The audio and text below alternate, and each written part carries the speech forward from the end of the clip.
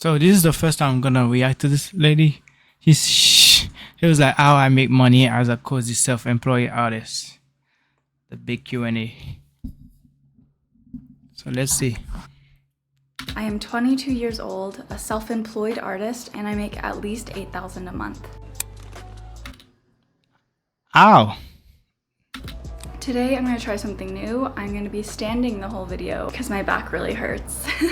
A couple weeks ago I asked you guys on the YouTube community tab to send me questions for me to answer. I also asked all my Instagram followers, so I got a ton of questions. And I categorized all the most popular questions into the... At least you're not doing OnlyFans if I don't know, but you're doing a good job. These big sections, so I will put chapters at the bottom of the video so you can fast forward to whichever question is most pertinent to you. So yeah, let's just get started. I think I should address the elephant in the room, which is money. How much money do you make regularly? Shit. You make more than me. I want my level to be up there, you know what I mean?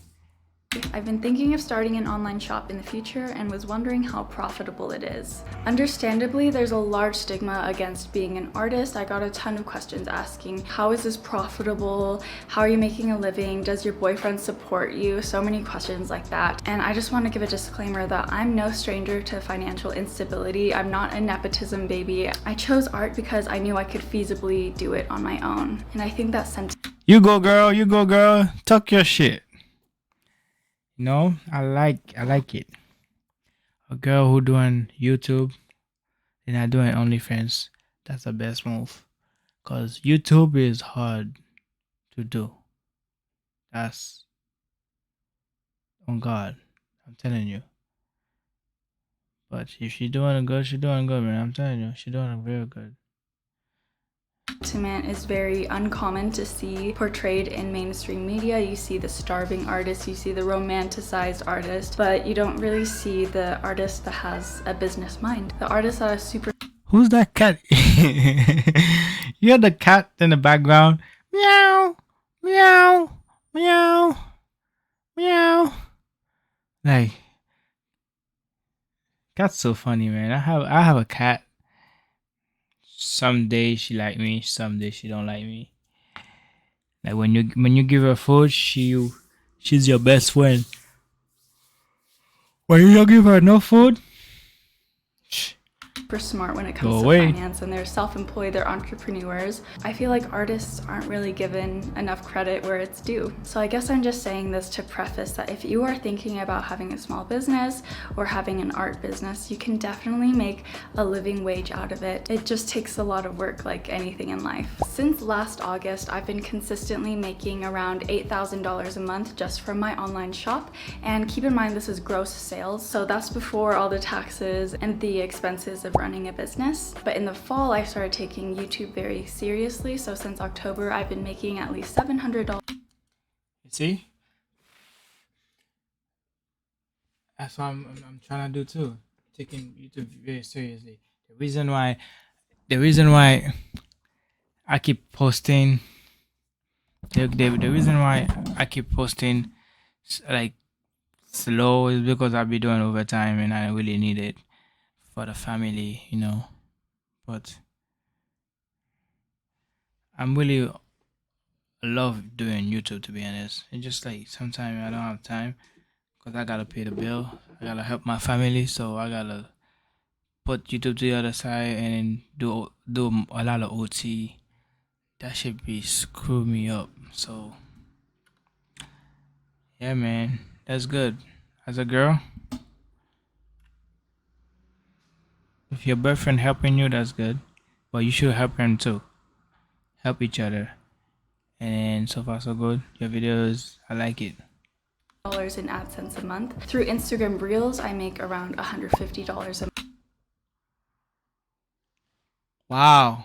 month. And then throughout the month, I'll typically take on a couple brand deals, and each brand deal, whether it's for YouTube or Instagram, will pay me at least $1,000. So to summarize that, I basically have 2 to 3 streams of income depending on how you see it. I see it as 3. So the first one is my shop. It's me selling my art. The second one is social media, which is YouTube AdSense and Instagram Reels bonuses. To me, those are more stable than brand deals. I know once a month I'll get a check from YouTube and once a month I'll get a check from Instagram. So those are sort of fixed amounts. I mean, sometimes I'll go viral on Instagram and I'll get like 10 more bucks than usual. But that's the second way I make money. And I know other artists who are way bigger on YouTube, so they make way more than me when it comes to AdSense. And then the third stream of income is brand deals. This can be integrated content for YouTube, a dedicated Instagram Reel or UGC videos. And while each deal pays me about Am I bugging? Is that the song making the cat noise or is your house making the cat noise? The cat noise, man. Keep meow meow meow. Next time when you're making video, kick your cat outside. I don't know, man, cause $1,000. I typically get paid 30 to 60 days after I submit that video, so it's not something that I can bank on every month. It's just like that money will come eventually. No joke. So yeah, with those three streams of income, I'm on track to make $96,000 a year. Damn it! How did you deal with this bullshit?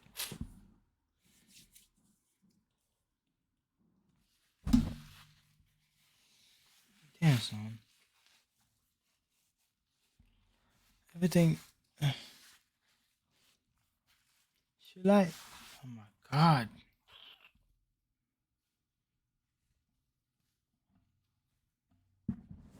Should I? I don't wanna do. This shit piss me off. I should start eating too.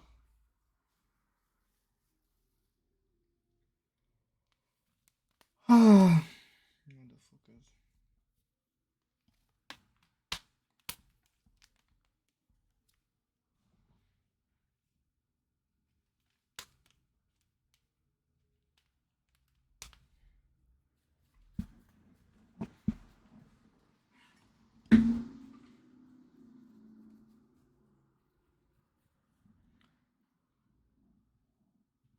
There you go. Oh no. So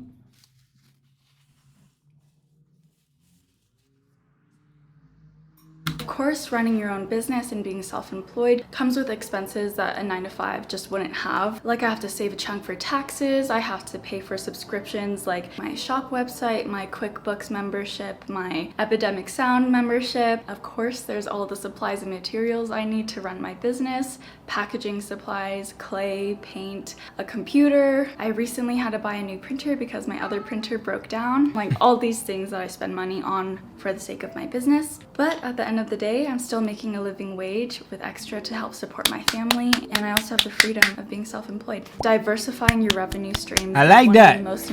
I like that. Keep doing you, girl. Keep doing you. I'm so proud of you.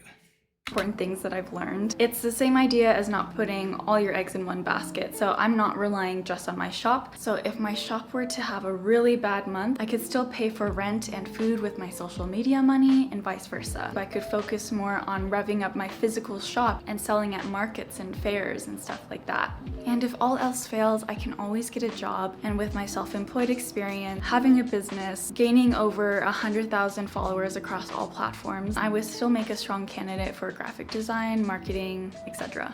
I do want to add a disclaimer that my cost of living is probably lower than a lot of other people my age. I rent an apartment in the city, but I have 3 other roommates to share the rent, so I only pay about $750 a month. And I also don't own a car, so I don't have to pay any of the bills that comes with having a car, like insurance, parking, maintenance, none of that. I occasionally help Mr. Uncomfy pay for the gas, but that's about it. Before we get on to the next question, I want to take a moment to briefly thank the sponsor of this video, HelloFresh. So my roommates and I have a system where we take turns cooking for each other. Yeah, sorry. I'm not advertising shit. Advice or can make a separate video on it for beginners. 21 free meals plus free shipping. How did you learn all You'll be like, oh, how you do it with no ads? Cause I got the premium, man. the finance and I'm tired of commercial. So you're gonna react. I'm gonna react with no ads. Trust me. Easy edit. Behind the scenes stuff to run a business, and do you have any advice or can make a separate video on it for beginners? Love your work, by the way. Thank you. Before I answer this question, I am not a financial expert. This is just everything that I've learned from my experience, and I've made many mistakes. So yeah, take everything I say with a grain of salt. So regarding how I get my information is I follow a ton of other small businesses and I see what they do and I learn through observation. And of course you want to Google everything, double check everything, look up small business finance videos that are made by financial experts, learn from people you can trust, like literally pay for a CPA if you feel like you cannot do the research, because it's better to spend money hiring an expert than messing up and losing a lot of money. But just for beginners, let's say you've been selling on Etsy for a while and you've been ramping up sales and you think, wow, I could do this for a living. I want to make a business out of this. I think once you get to the point where you can imagine yourself quitting your day job and pursuing this business full time, that's when you should get a separate bank account. For me, I did this pretty late. I was selling on Etsy for a whole year. I made over $20,000. I finally switched to my own website and got a separate checking account. You can literally go to any local bank, your Chase, your KeyBank.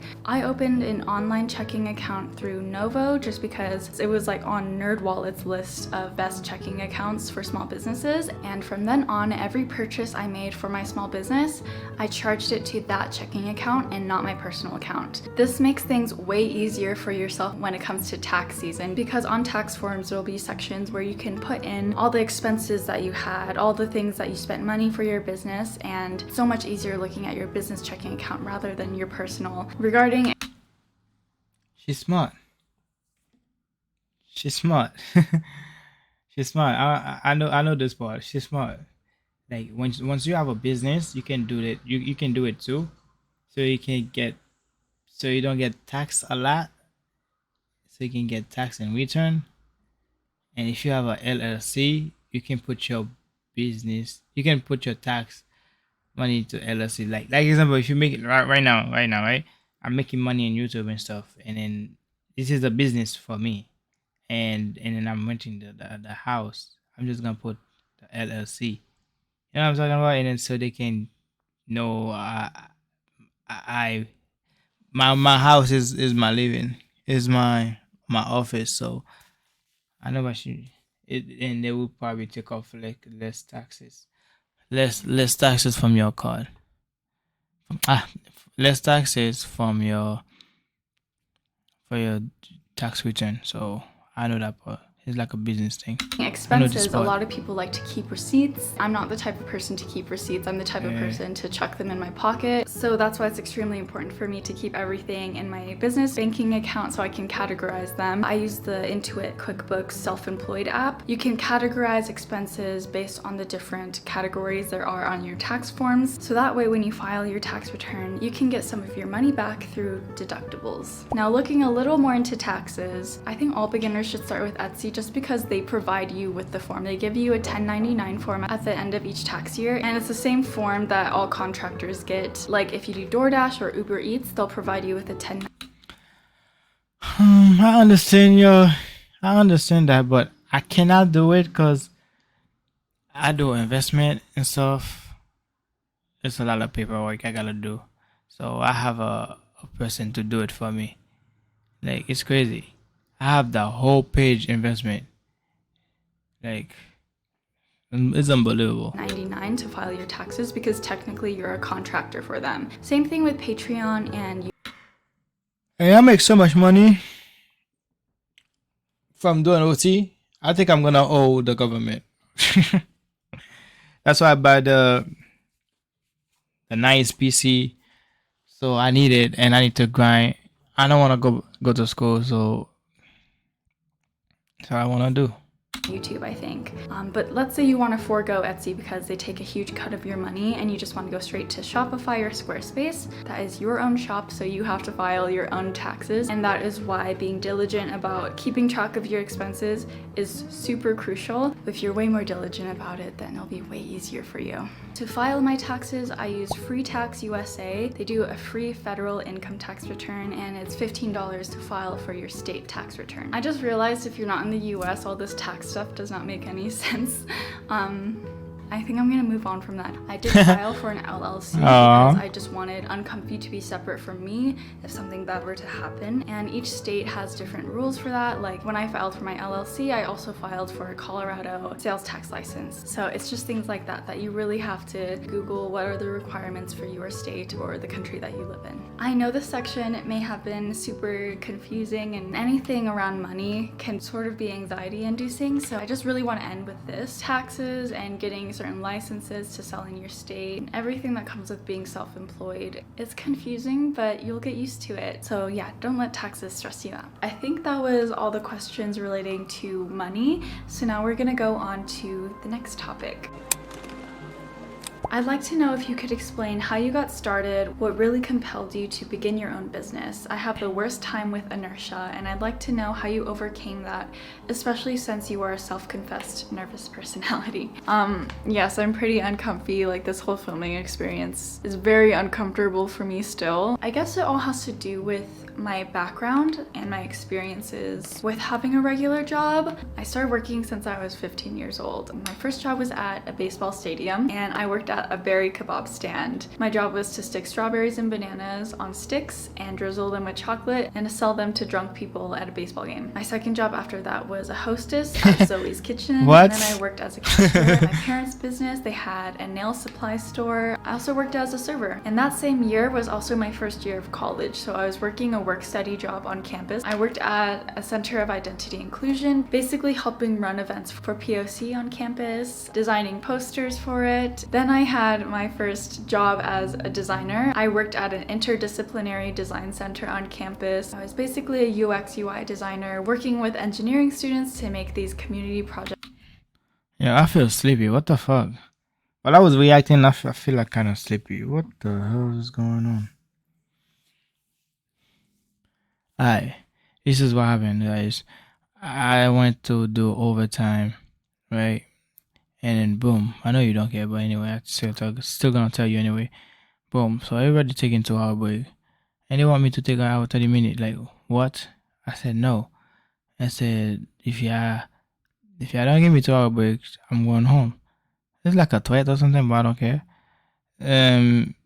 I said word to my mother. When I said word to my mother, that's when I'm gonna do it. I'm really going home. So they thought I was joking around. All right, bet. come to. So, all right, bet. Okay. So I told the other lady, oh, they're gonna cover me for hours 30 minutes, right? All right, cool, no problem. But I told the lady that, oh, I told her, I said, okay, I'm coming back at 2:30, right? But you just gotta cover for another 30 minutes, just for 30 minutes. She didn't want to. She said, oh, her back. She gonna break out too. Oh, her back hurt. Okay.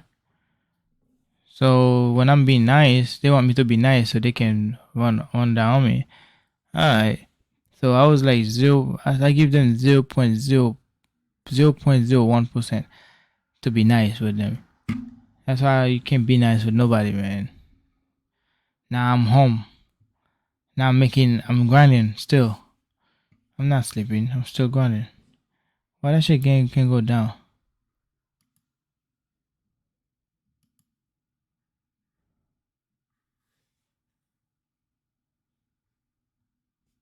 Life. And while I was doing that, I worked at Meow Wolf Denver. I was an intern there. I helped build a lot of the sections and like stick flowers on the walls and stuff. While I was doing all that stuff, I did a bit of freelance graphic design. Nothing huge, just like friends and family asking me to design logos or art for them. But yeah, all this to say, I had a lot of work experience working with a boss, with coworkers on a set schedule. But finally during the pandemic, when me and my friend started selling polymer clay charms and making a business out of it, I just knew this is what I wanted to do because it was all I could think about.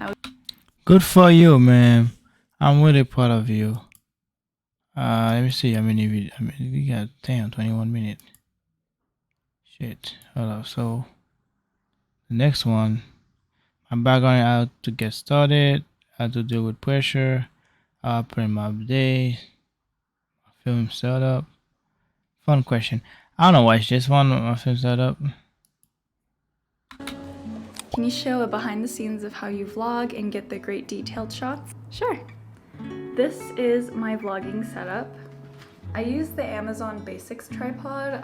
It's pretty good. I love this like cranky lever thing it does. This is the camera that I use. It's the Canon EOS 80D, and it's like the creative kit that came with a ton of adjustable lenses. But the main lens that I use to get all the detail shots is this really big lens. It's the 18 by 35 millimeter lens. And it has the capability to zoom a lot. So this is what it usually looks like when I'm filming myself sculpt polymer clay. And I also use this lens to vlog. I feel like with the bigger DSLRs like these, you can get a lot of depth of field that like the smaller vlogging cameras just like wouldn't have. For the longest time, I did want to buy the Sony ZV-1 or something like that. The camera that I have, the 80D, it actually came out in 2016, so it's 7 years old. It does not shoot in 4K, it only goes up to 1080p, but I'm actually really happy with this camera. I also just use my iPhone. This camera on the tripod, it stays here. Yeah, iPhone, don't sleep on iPhone, man. That shit work. One of my friend, coworker, guy, and he saw me in the gym. He said, do you have a camera? I said, no, I don't have a camera, but I record on my phone. He said, no, man, get your camera so you can record and then so you can turn the camera to your face. I probably need to do that. Like switch it from your screen to your face and switch it back to the camera and don't stop it without stopping it. I probably need to approve that. I don't know, iPhone 15, you need to fix that, man. Come on. That make no sense. Keep close it, that close it, open it, turn it. Like, it's nonsense. But yeah, my phone I bought it for 1,700. You think I'm gonna put my phone down and then buy a camera again just to record? I'm gonna record on my phone. But if I really need it for YouTube, but hey, come on. I do not take it outside, it's way too big for that, but my iPhone is perfect. I film on 4K on my iPhone 13 Pro. Honestly, the picture quality is amazing. You can still get depth of field. Like in my sculpting in a cafe video, I was just filming on this phone on a small desk tripod and it worked great. As far as audio, I recently upgraded to the Rode Mic Pro, but yeah, that's how I film my videos. Alright guys, I'm out, man. I hope I don't get copyright because the song, I don't know, man. So peace out.